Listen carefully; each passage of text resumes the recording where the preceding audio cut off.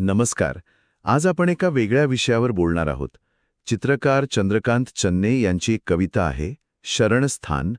आपल्याकडे फक्त ही एकच कविता आहे आज, आणि आपण प्रयत्न करणार आहोत की यातून कलाकाराच्या मनात काय चाललंय, त्याचा अस्तित्वाचा शोध, हे सगळं समजून घ्यायचं. हो, नमस्कार. आणि ही कविता खरंच खूप विचार करायला लावणारी आहे. सुरुवातच बघा ना, किती किती वेगळी आहे. काळ्या कॅनव्हासवर रंगाचा फटकारा असा थरथरल्यासारखा वाटतोय. नेहमीची जी एक सहजता असते ना निर्मितीमध्ये, ती कुठेतरी अडखळलेली वाटते, नाही का? अगदी. ही जी थरथरणारी रेषा आहे ना, ती केवळ एक टेक्निक नाहीये. मला वाटतं ते कलाकाराच्या आतलं जे द्वंद्व आहे त्याचं प्रतिबिंब आहे. त्याचा कॅनव्हासशी जो एक संवाद असतो, नेहमीचा, रोजचा, हो. तो संवाद कुठेतरी तुटलेला दिसतोय. ती एक अमूर्त भाषा असते बघा त्यांची. ती आता विरून गेली असं वाटतंय. भावना एकमेकांना चिकटत नाहीयेत. ओघ थांबला जणू. आणि हे नातं काही आजकालचं नाहीये. अर्धशतक. मग प्रश्न पडतो की इतक्या वर्षांनी असं काय झालं असेल? म्हणजे कोण बदललं? कॅनव्हास? ते तर शक्य नाही की स्वतः कलाकार बदलला किंवा त्याच्या आत काहीतरी घडतंय. बरोबर. हाच मुद्दा महत्वाचा आहे.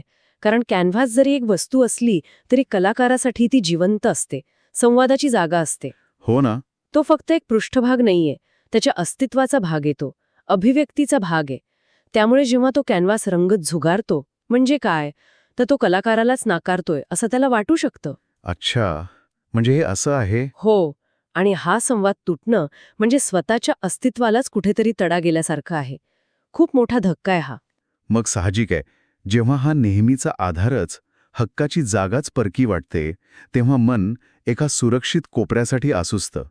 एक शरणस्थान. कुठे शोधतोय तो हे स्थान? परत त्याच काळ्या कॅनव्हासच्या गर्भात, की त्याहूनही मागे, आईच्या उदरात? कुठेतरी एका अंतिम सुरक्षित जागेचा शोध सुरू झालाय असं वाटतं. इथे शरणस्थान ही जी संकल्पना आहे ती मध्यवर्ती आहे. जी जागा नेहमी आश्रय द्यायची, त्याचा कॅनव्हास, तीच आता नाकारतीये. म्हणून कलाकार एका वेगळ्याच, एका अज्ञात स्थानाची अपेक्षा करतोय. अज्ञात स्थान. हो. आणि ती जागा नेमकी कशी असेल, काय असेल, हे माहीत नाही. ती अस्पष्टता त्याची तळमळ अजून वाढवते. आणि मग शेवटी तो गालिबचा शेर येतो. हो हो, तो शेर तर खूप खोल आहे. अगदी. रंज से खूगर हुआ इंसान तो मिट जाता है रंज, मुश्किलें मचकर पडी इतनी के आसा हो गई. च्या पलीकडे जाऊन तो म्हणतो अशी जागा हवी जिथे न हो कोई हमनवा.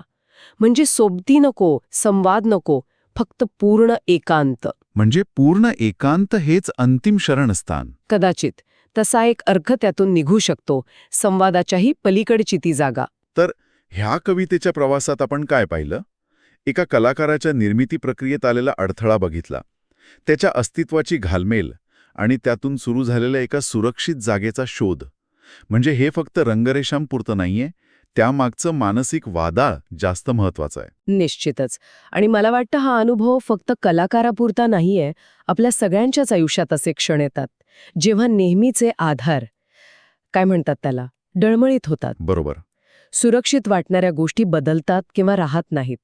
तेव्हा एक आश्रयाची, एका सुरक्षिततेची जी गरज वाटते, तीच मूलभूत मानवी भावना आहे, जी या कवितेत आहे.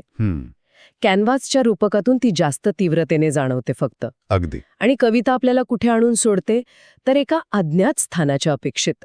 मग विचार करण्यासारखा मुद्दा हा आहे की जेव्हा जुने आधार कोसळतात, तेव्हा खरं शरणस्थान कुठे असतं? त्या गालिबच्या शेरातल्यासारखं, पूर्ण एकांतात, की नव्या परिस्थितीला सामोरं जाण्यात, काहीतरी नवीन स्वीकारण्यात? तो आश्रय आत असतो की बाहेर शोधावा लागतो? हा एक विचार करण्यासारखा प्रश्न आहे.